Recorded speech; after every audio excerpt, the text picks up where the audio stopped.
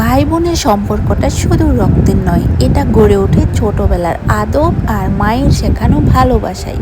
একটা ছেলে কতটা দায়িত্ববান ভাই হবে সেটা নির্ভর করে সে ছোটবেলায় কি শিখেছে। যদি মা শেখান তোমার বোনকে সম্মান করতে হবে, তার পাশে থাকতে হবে, তাহলে সেই ভাই বড় হয়েও বোনকে সম্মান করতে ভুলে না।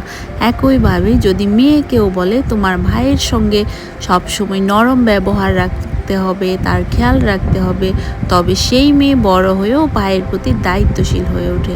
ভাই বোনের সম্পর্ক সুন্দর হয় তখনই যখন ছোটবেলা থেকে সম্পর্কটা গড়া হয় ভালোবাসা, আদব আর ইসলামী শিক্ষা দিয়ে।